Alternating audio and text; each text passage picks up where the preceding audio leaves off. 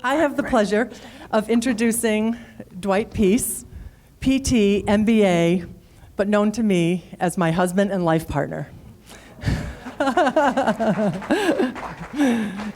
And this is my life right here in a nutshell.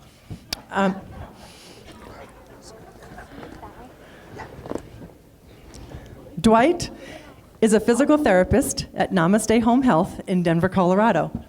He attended Loma Linda University of Physical Therapy in Southern California with additional training in ergonomics and vestibular balance and rehabilitation. Dwight has practiced in the field of home health physical therapy for the past 38 years, focusing on safe mobility, fall prevention, effective breathing, and energy conservation. His main goal is to help each patient remain functionally active, both at home and in the community. Welcome to the stage, Dwight.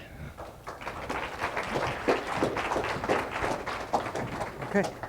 Can you hear me now? Okay, we're good. Thank you. Hello. Good afternoon. How's everybody doing? Oh, you can do better than that. How's everybody doing? Excellent. How was lunch? And how's the symposium so far? Wow. We're so happy you're here. I am really glad to be here. And I got to tell you, I'm one of the luckiest guys around. You want to know why? I'm married to her. Absolutely. How about our amazing executive director for the American Lung Association? I tell you what, your passion for lung health, your dedication to working with all these other professionals to have this organization reach all of Coloradans is absolutely inspiring. I am incredibly proud of you, and I appreciate the nice warm welcome. I'm also lucky in several other ways. I have a wonderful family. Donna and I have 5 girls. 5 amazing women. No, well, I'll tell you, it has been an absolute joy and a pleasure. And together with some wonderful gentlemen in their lives, these women are doing great things and moving the world around. And we are very proud of our family. Other reasons why I'm lucky. I'm Poppy. People are like, what the heck is a Poppy? All right, let me give you a hint. She's Jima. Now, put those two things together, what does that spell? Grandkids. And we have 3. We have the cutest, the most adorable, the most amazing little human beings on the planet. They are, I know I'm biased, but I'll tell you, you want to put a smile on her face, you ask her about her grandkids. They are amazing. I'm also very, very fortunate and very lucky because I have one of the best jobs in the world. I am a physical therapist, and I do work for Namaste Home Health. Now, these folks are dedicated professionals. We're talking speech and physical and occupational therapists, nurses, social workers who are committed to going into your homes every day and helping to improve the quality of your lives. I am very privileged to work with them, and I am inspired by all of them. So, 38 years, that's how long I've been a physical therapist. It has just flown by. And in those years, I have entered thousands of homes. Homes just like yours. And I've met people just like you. I met your families, your kids, your grandkids. I met your animal, your dogs and your cats. Met everybody. I've seen the pictures on your wall. I've seen the places you've been, and I've heard about the people that have gone with you. And it's been fun to get to know people in their home, in their space, and become part of their lives. I've also been there and witnessed the pain, the suffering, the heartache of dealing with medical problems and diseases. From lung disease to heart disease, arthritis to cancer, I've watched it all unfold, and it is heart-wrenching at times, and it is absolutely inspiring and motivational at times, because I watch the courage and the strength that people muster to continually fight every day to survive. And so to all of you who had the courage and the strength to get out of your bed this morning and get here to learn more about lung health and to support each other as Coloradans, I am inspired by you. I dedicate this time to you, and we are very proud of you.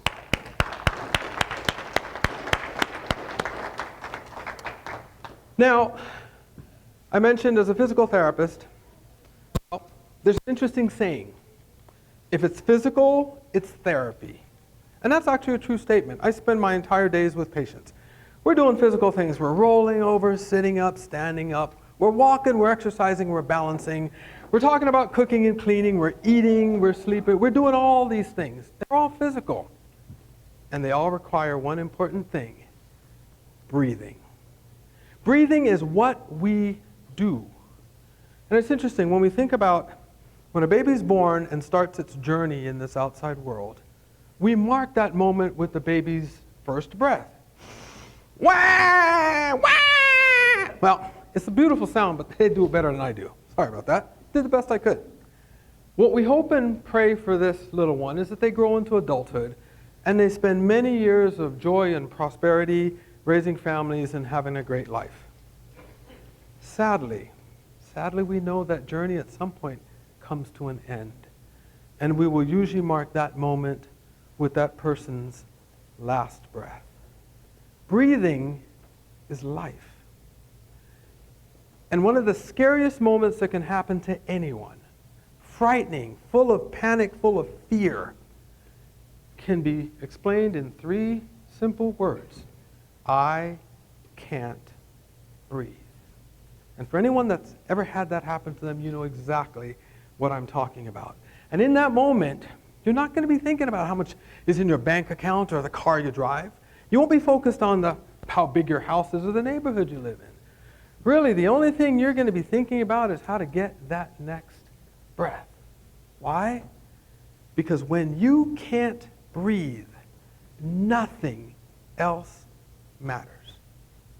That's why I'm here today. I want to share with you what I see as a physical therapist in the home. And I want to see if we can help a little bit. Now, quick disclaimer. I'm not a physician. I'm not a primary care provider. I'm not a respiratory therapist or a pulmonary specialist. Those folks provide incredible, wonderful care. And so I want to encourage you, follow their advice, from medications to oxygen, inhalers to nebulizers, whatever it is that they have you do, please follow that advice. This is only supplemental, additional information that I hope helps. So, with that in mind, let's get started.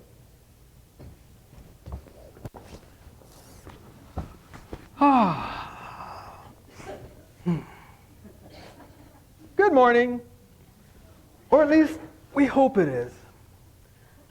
I'm here on this bed because this is where a lot of folks start their day. I say a lot or some because some folks start their day in a recliner. We'll talk about that in a little bit. But as a therapist in the home, I have witnessed a lot of things. First and foremost, I witnessed the struggle sometimes just to get out of bed. I've seen this, I've seen this. I mean, I'm watching people pretty much doing sit-ups. Now, I don't know about you, but I didn't love sit-ups in high school, and I sure don't love them now. But that's what I watch people do, and they strain and they struggle and they hold their breath.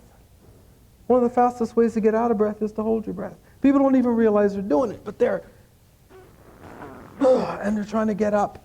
And they're working their muscles extra hard, and they're exhausted by the time they get up. So I want to show you what we show most patients. Now, I realize that for some of you, your specific physical situation may be unique, and so what I'm going to show you is kind of a general technique. You may require the guidance of a physical therapist for some specific things, but in general, I want you to pay attention to the principles that I'm trying to show you. So you're laying here. One of the first things we encourage you to do is to bend your knees. And then from there, we want you to roll over. Why do we want you to do it that way? Well, in a word, gravity. You see, gravity is the most significant force your body has ever faced, is currently facing, and will ever face. You kind of need to make your gravity your friend, otherwise it'll be your worst enemy. So, the legs being up like this and the weight going over helps you to roll over. This is just helping you to be more efficient, to conserve energy, to increase your mobility. Now, what's the next thing we want you to do? Well, we want you to get ready to push. So you're going to push with your arms, but before you do that, we want to encourage you to put your feet over the edge. See, timing is what matters here. The weight of the legs going down helps to counterbalance the weight of the upper body coming up. It's like a teeter-totter. It's physics. You can go back to high school and remember all that good stuff. So here, gravity is your friend. And what we'll do is we'll tell you to, okay, let your legs go down and push and breathe and push and breathe and breathe and push and push and breathe and push and breathe. Again, you'll hear me say it so many times. Breathe. Because when we struggle and we strain, we tend to hold our breath. So we get up to this position. Now, some people are immediately, they want to stand up and spring up. Here's the thing. When you're laying down and then you go to sit up, your head goes this way and gravity makes the fluid want to go that way. Your body's amazing though. It is able to compensate little increase in heart rate and blood pressure, and it'll keep all the fluid where it needs to be, and then you might not get dizzy. Now let's talk about that word dizzy for a second. And I challenge every healthcare professional, if you ever hear your patients talk about dizzy, ask more questions. Here's 3 examples of kind of what we mean by dizzy. Typically what I hear is, I feel lightheaded. If you've got that going on, we are concerned about blood pressure, dehydration, blood sugar, a lot of other things, orthostatic hypotension, terms you've heard before. And that stuff really needs to be evaluated by medical professionals. Again, half the time, sometimes we run into is people are holding their breath. And that increases a lot of pressure in your abdomen, which slows your circulation in this area. So again, breathing is important. But if you're feeling lightheaded, that is something that needs to be addressed. And you need to pause and take a minute until it passes. Here's the second definition of dizziness that I hear about. I feel like the room's spinning around, literally. Woo. Now you remember as kids, we roll around and then we laid on the ground and it felt like it was flipping us upside down. Back then we called that fun. Now, nah, not so much. But if you have that, that's a specific condition called vertigo. It's a problem with your inner ears, and that also needs to be addressed. Most of the time when I hear people talking about dizzy, they're talking about feeling unsteady. And we'll talk about ways to address that. All right, we're back sitting. Well, now it's time to stand up. Here I go. Woo! Now, one of the things that I see as I watch people stand is an amazing amount of struggling to get themselves up. And I look at them and say, wait a second. You're pushing with muscles that are this big when down here you got muscles that are this big. Push with your legs, but amazingly, people forget. We become overly dependent on their arms. But what we need to do is push with our legs. Push and breathe, and push and breathe and breathe and push. And you get to a standing position. Now again, your head went up, everything wants to go down. Pause here. Here's another thing I say a lot of. Slow down. Everybody's in a rush. I gotta go to the bathroom. I understand that. We want to make sure you make it there safely. Okay? So pause and breathe, because safety is first and every single thing else is second. Because if you're not safe, then a lot of things actually don't matter. So you get to a standing position. Now at this point again, breathe. It's a good idea when you change position like that to stop and take a couple breaths. You're breathing, but also it gives your body a little time to make the adjustments. Okay, a couple other things. It may be a good idea, particularly for those of you who have oxygen cords, before you get up and take off, take a peek at where they are. Sometimes while you're sitting, you grab that cord, you flick it out of the way, you've created a nice path for yourself. So little things like that can matter. We're concerned about fall prevention. We don't want people to trip and fall, so being aware of taking the extra second or two to move it out of the way matters. You get up here and then we're headed that direction. We're going to the bathroom. Now, we're going over there. As we go, we encounter a rug or something down there. Now, the challenge with rugs are, I understand they keep the feet warm and all of those things, but the problem is this. As much as you like your rugs, gravity, your bones, and the floor don't care. The reality is when those 3 things meet, really bad things start to happen. So, as much as you love your rug, it's not worth tripping and falling over. It's best to not have trip and fall hazards when you are moving, especially if you have to use an assisted device, which we'll talk about in a second. Because then I watch a lot of people get up and walk, and they're doing this, and they're holding on to things, and I kind of ask them why. Well, my balance is a little off, and I don't feel safe. Oh, so when you're walking around, well, I use my walker all the time. Yeah, great, except you're here, and your walker's over there. Now, why? Well, Again, many times there's not enough space. There's a dresser right there, the bed's there. None of us set up our homes with walkers in mind. I'm picking on walkers because those are the most problematic. If you use a cane, again, you should have your assistive device next to you. But if it's a walker, you literally have to create more space for that walker. Otherwise, you will do exactly that. You'll park it over there and then hang onto the wall and all that stuff. Why do I make a big deal about that? I'll show you. I picked a walker. We're walking along. Heaven forbid you lose your balance or your legs give out. You're going to be pushing on that walker. You're going to try and buy yourself some time, hopefully hold yourself up. That's what a walker does. I will show you something. I do this with all my patients, but it comes with the proverbial TV warning. Do not try this at home. This is just for demonstration purposes. Now, I'm showing you that this device is designed and structured so if you use it properly, position yourself properly, and you push down and you have enough arm strength, it will literally support your weight. Compare that to what I see a lot of folks trying to do. They're walking. I don't need the walker. I can hold on to the bed. I can do this. Now, you're in this position and your legs get wobbly.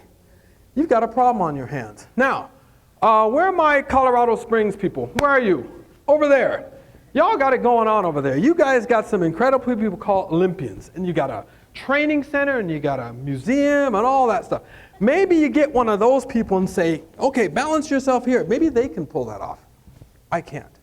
So for me to maintain my balance and stay upright, I need to be up, which is why we try to discourage furniture and wall walking.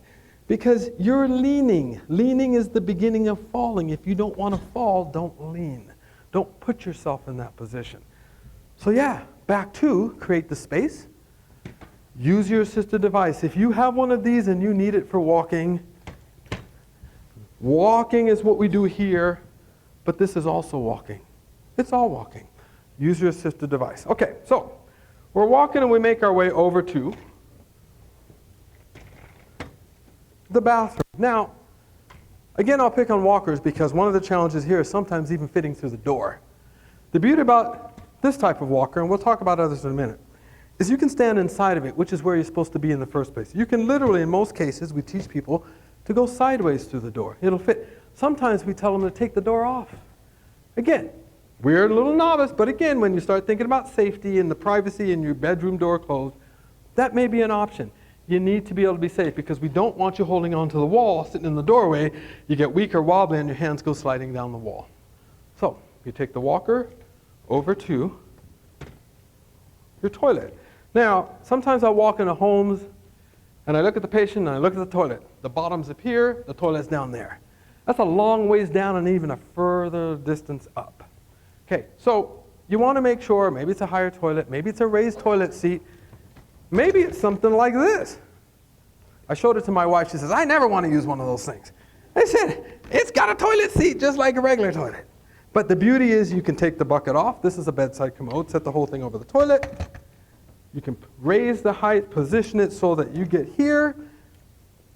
Got handles, put your hands on it, lower yourself down. We pay attention to those things because we're trying to prevent falls. We're trying to decrease the strain and struggle of getting up off a toilet that's too low. Because what are you likely to do if you're straining? Hold your breath. And you overwork your muscles and you're tired. These are all things that can take people that have lung disease and breathing issues and make it worse, or at least challenge it. And you don't need those kind of challenges. All right, so we're here. Time to get up. Remember, push with your legs. Breathe, push and breathe. Your hands can help, but they're backup. The primary driver going up and down is your legs. Also, interestingly enough, one of the things that people ask me all the time, they talk about their weak legs. I want to get them stronger. I want to get them stronger. Okay. So the thought is, and physical therapists are guilty of this, we'll just do a bunch of exercises. We'll do some of these and some of these and some of these. You're doing this. You're lifting about this much leg. What is that? 10, 15, 20 pounds maybe? You're doing this. Those legs have to lift your entire body weight. Half of your body weight to each leg.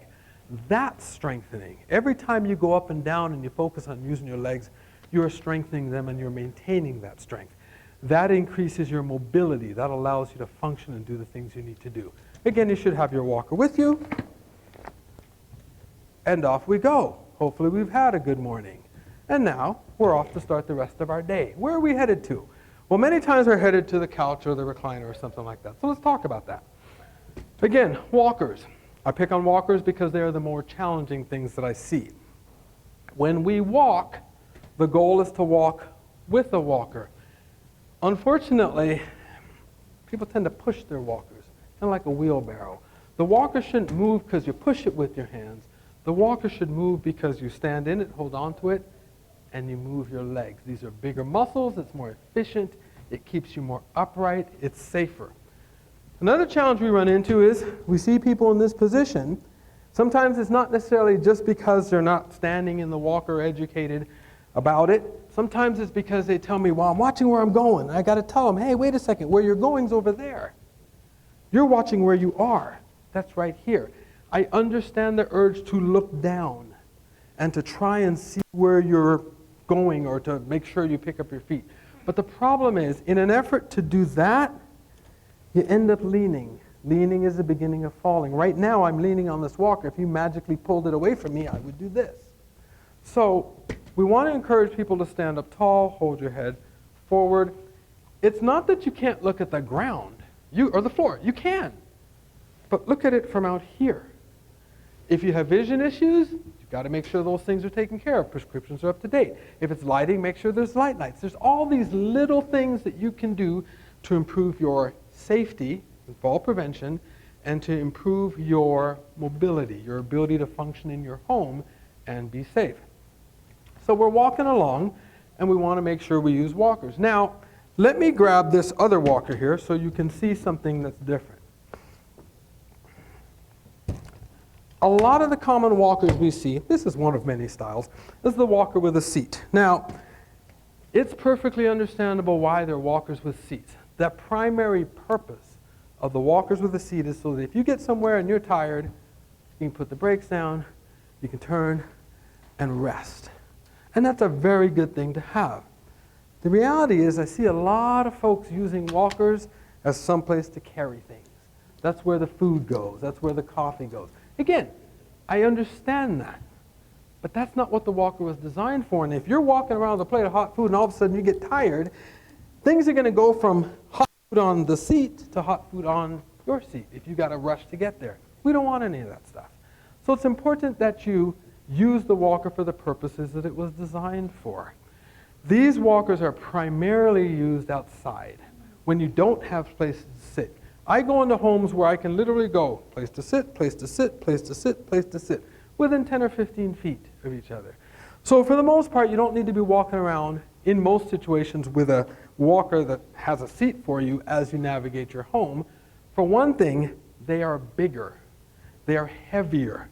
They literally take up more real estate because you are usually standing behind the walker, not inside of it. How much behind, you ask? Well, ideally, in theory, you should be able to stand up straight and walk with this walker much the same way you walk with that one, except for one small thing right there.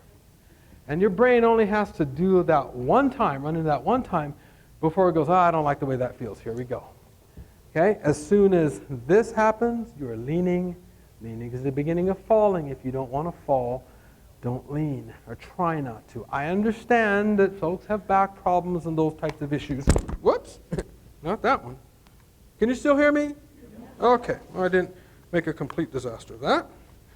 But here's the thing.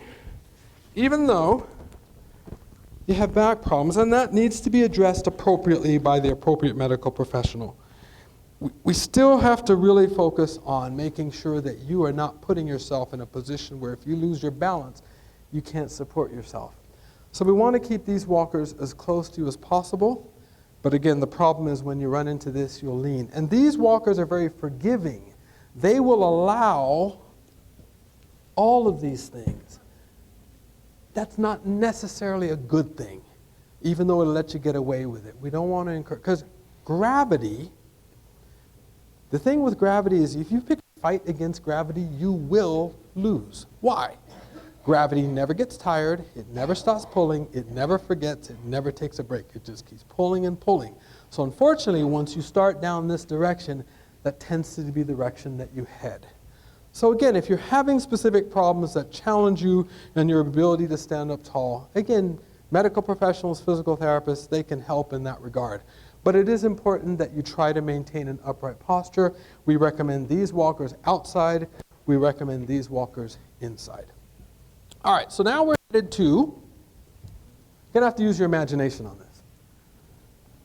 The recliner. Now here's the thing with recliners. They are huge. I go in and take a look at the recliner and I look at the seat from front to back, it's this big, and I look at the patient's legs and they're this big. So what ends up happening? You're in the recliner, you end up sitting like this. The problem with this is multifold. First of all, look at your trunk, look at your rib cage, look at your head and neck. This position compresses your rib cage. It's a lot harder to breathe when you're in this position than when you're in this position. Most of us know about lumbar support because our cars have a button we push and it moves in and out. But I get people to scoot as far back as their knees will allow, and there's just still that much space between their back and the back of the chair. So it's impossible to sit up straight like this. You can put pillows back there, but they'll move around and slide around, and eventually you'll end up this way. So it's really important that the chair fits you and that it's appropriately sized for you. Whether it's a recliner or a couch, it's kind of the same thing. We see a lot of this. Now, one of the challenges with this position is that it happens a lot, meaning a lot of time. There's a phrase that we use in physical therapy when we come into the home. We kind of notice what's called nesting. Nesting kind of means that you settle into your recliner and you've got your snacks there and your remote control there and your book there and all the different things that you need. And for the most part, you are prepared to hang out, chill out, and nest a good chunk of the day. That's a challenge because that challenge is mobility. You're not moving enough. We've heard in a couple different presentations how important it is to keep moving and get moving. This is a point where I want to talk about caregiving. First of all, if you're a caregiver, God bless you. You're doing an amazing job. And if you have a caregiver, be really, really, really, really nice to them. It's a tough job. But it's an amazing partnership when caregivers and patient work together. The one thing I get concerned about sometimes, though, is that the patient gets comfortable, and I'll have those same patients saying, I want to do exercise, and they're working their arms and they're working their legs. But when they need a drink of water, someone brings it to them. Oh, wait a minute. You're missing the opportunity for exercise. We actually need you to get up and out of that chair and get moving. At least once every hour or two, you need to get up and move. So it's important that, again, we work together, supporting each other, patient, caregiver, but the caregiver's number one purpose in the home is to ensure the patient's or the person that they're caring for, their safety. After that, we want them to encourage their mobility. So with the presence of a caregiver, that should encourage the person to move more. After that, you can worry about making their life easy and fun and all those other wonderful things.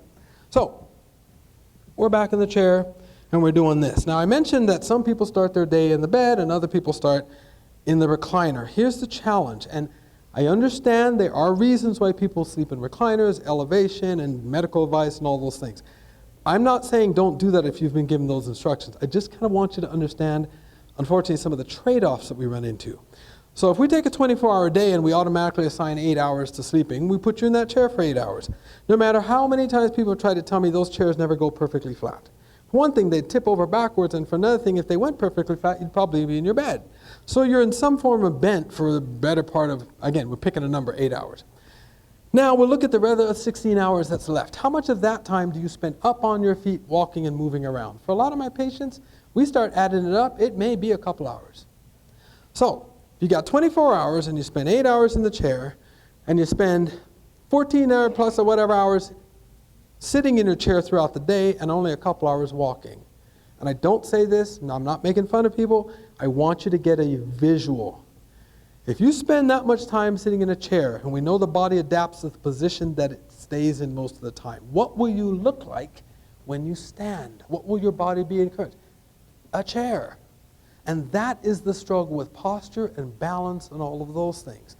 So again, it's important to be up and moving and mobile. It's also important, if you can sleep in a bed, that's really the place for you.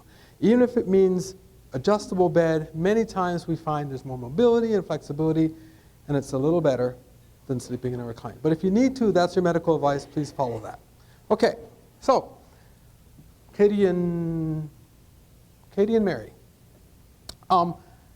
It's the end of the day, and it's time to go to bed. So, we do all the normal things. We go to the bathroom and brush our teeth and all that stuff. Go ahead and lift it up for me. Okay? So, when we're done with our stuff in the bedroom and bathroom, we're ready to go. We come down the hallway, and we come around the corner and turn, and there's the bedroom. Like, whoa, what happened? I wish I were joking and kidding with stuff like this, but I'm not. The beds are getting higher and higher and higher. I had a patient, lady that broke her hip and had a hip replacement, and we walked into her bedroom, and her bedroom came up to her belly button. I said, how do you get up there? She said, well, my son brought me a stepladder. What? No. Lower the bed. We actually need to start addressing the problem. And again, I understand if it's an heirloom and all of these wonderful things, but folks, the floor and bones and gravity don't care. If you can't get in and out of your bed safely, you understand the problems that you're dealing with. Talk about moving a mountain, okay? Your bed needs to be at an appropriate height. Ideally, it should be about the height of your knees, maybe a little above. But you certainly shouldn't have to climb. I've watched people climb up. I've had people do belly flops onto the bed. The day I walk in and someone has a trampoline that they bounce out of, I'm going to retire. I will have said, okay, I've seen everything. But it's important that you can get comfortably into your bed. So, you're in bed. Now, a couple of quick things. When we think about going to bed, we think about, oh man, I got to go pee. We advise patients, try to hydrate as much as you can in the morning and throughout the day. That way in the evening, hydration can decrease, so you don't have to go pee as much. The other thing they want to think about is what's we call time voiding. It means that you actually go sit down on the toilet, sometimes even when you don't feel like you have to empty your bladder. That feeling can sometimes come. It's certainly something to do in the evening, maybe before bed, but it may decrease how much time you have to get in and out of bed.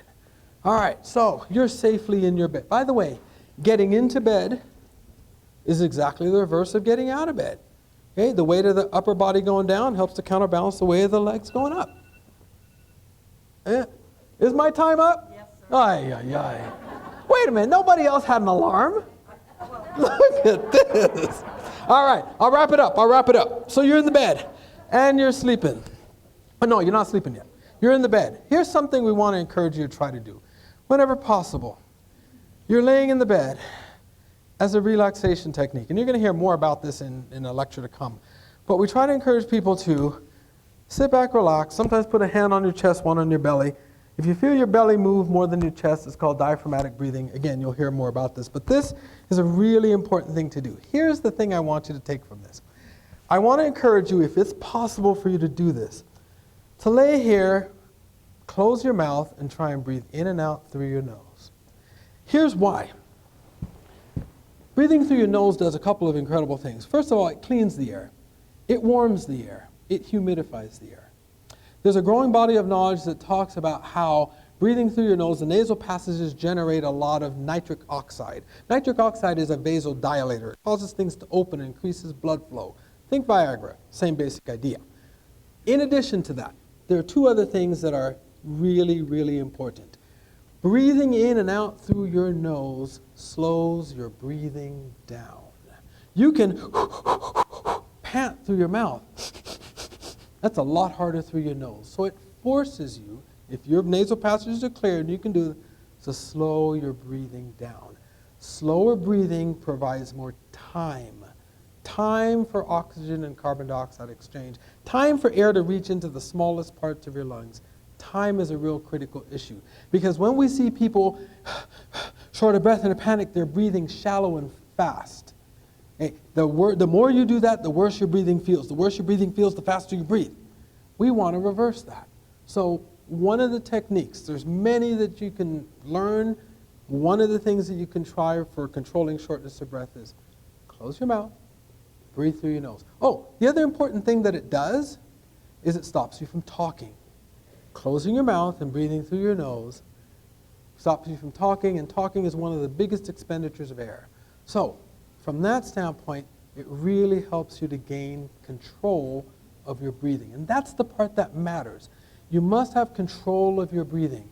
First in a resting position, and then as you walk and move, pace yourself. Don't outpace your breathing. Walk at a pace that your breathing can handle. So we're in the bed, and you're breathing through your nose. Close your eyes. I say take yourself to your happy place. Oh, I like the ocean. I like the waves moving in and out. It's rhythmical. It feels like rocking. That's why we rock babies to sleep. The body likes it, and it tends to be relaxing.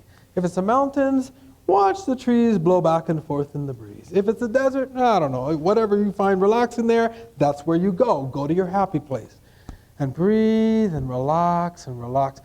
The more you relax, the better your breathing is. The better your breathing is, the better you feel. The better you feel, the more you relax. The more you relax, the better your breathing is. And I have had patients, as I've done this, literally fall asleep. And when they do, I just lean over and I say to them, have a good night. Does anybody have any questions for me? Please raise your hand. May I ask, so many times I'm a healthcare worker, we find ill-fitting walkers for patients, so they're automatically leaning over. Can you kind of describe, we tell them to advocate for themselves or to request, but can you share with us why that might be happening, or? You know, haste, someone hands them a walker.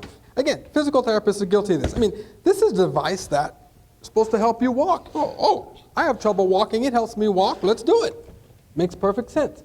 So education, and it starts with healthcare providers. In general, the height of the walker is basically found by putting the hands on the walker standing straight. There should be a slight bend in your elbow. We don't want this. The rationale for a slight bend in your elbow is if you got to fight to hold yourself up, you want to try and lock out your elbows as much as possible. So a slight bend makes it comfortable, but it allows you to straighten. If you're here like this and you're trying, that's a long ways to get there, and it's too high. If it's too low, of course, you're bending over. But again, if you have a walker, if you're given a walker, the healthcare professional should make sure that you're fitted for it. But if not, then you need to ask, what's the correct measurement and how does it fit? Great question. I was watching myself up there as you were leaning into that rollator walker. I guess my question is there such an animal? I now understand better, and it's kind of silly, about why you lean in, because you have your basket, your tote area in it. Is there, and because I'm on oxygen, that's one of the reasons I went on a walker, because I couldn't handle a cane and my purse and my oxygen. So, and when I did it, I thought, this is probably not a good idea, because then you're going to be stuck on a walker. And so here I am stuck on a walker.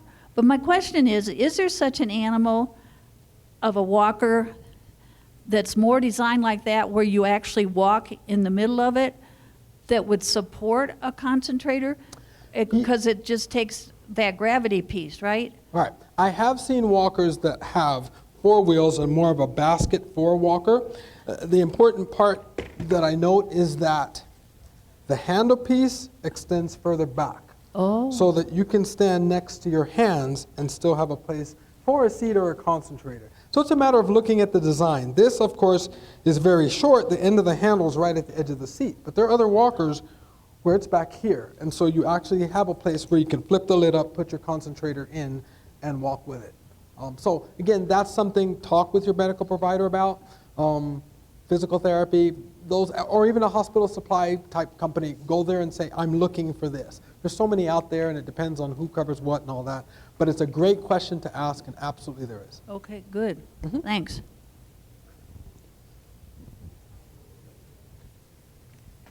Oh, I cannot sleep on my back. Is there any other positions? Well, so again, that's challenging. Sometimes it's side lying. Sometimes it's a position that's not flat on your back but adjusted. Sometimes it's flexing your knees a little bit so that it takes some of the pressure off your pelvis and your low back. Sometimes it has to do with head positioning and neck. A lot of times when people are on their back, their head's like this. So the types of pillows you use, all of those things matter. And I would encourage you again, if those are the kind of problems that you have, probably a good idea to talk to a physical therapist. Talk to your physician about that, because every person's situation is a little unique, You kind of have to tailor make it to that, but there are options that probably could be figured out. I actually just have a comment. Sure. If you want to really get a good illustration of how your breathing affects your oxygenation, put your pulse ox on and breathe through your nose and breathe through your mouth and do the pursed lip breathing, and you'll be amazed at how fast your oxygen comes up when you're breathing through your nose or when you're doing the pursed lips compared to having your mouth open and breathing. And sometimes that's what you need to really teach yourself that your oxygen, that you need to do that to get your oxygen up, is a good illustration like that. Right, right. I appreciate you saying that. And we've got lots of great, Alan Wentworth is here, great respiratory therapists and others. There's a lot of techniques out there that can be used, and I'm not going to purport to be an expert at it, but Justin and these folks are experts at this, so I would encourage you to talk with them as well. Absolutely, good point. Yeah. Oh, there we go. It's off topic, and so don't go there if you don't want to, but I thought you would know the answer. My wife has MS, and she outweighs me by about 50 pounds. I'm not that strong anymore. She has fallen down, and I couldn't lift her. Is there any trick that you know or any way to lift a person who's really struggling like that? Okay, I have an answer for you. You're going to love it. 911. Now, here's why I say that to you. And it's a really important issue because when people talk about falls in their home, that is the first thing. How do I get up? How do I get up? The very first thing is, folks, I'm more concerned about you going down. Okay, what can happen on the way down or once you land can be pretty serious, pretty catastrophic. So we get concerned about once a person lands, particularly if it's an unwitnessed fall, that they could have gotten injured down there. We don't want them to get further injured on trying to get up. We don't want someone else to be struggling and them hurt themselves or both people end up on the floor. You really don't know, particularly again unwitnessed, if they've hit their head or they're bleeding internally or all these things. It's a really good idea in that situation to call 911. What will happen? Your door will open and 5 or 6 people, 5 or 6, not one, will come through with lifts and stretchers and all kinds of things and all kinds of equipment to check them out and to make sure that they're breathing and they're healthy and doing well. That's really the best scenario because, again, we may already have one patient, but we don't want two. Again, thank you for saying that.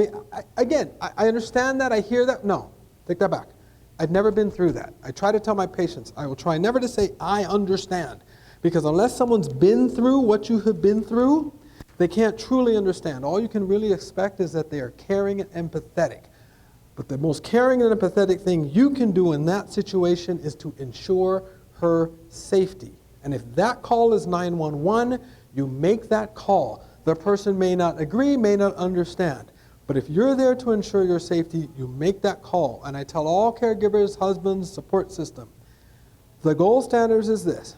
If you can lay your head down on your pillow at night and say to yourself, I did the right thing.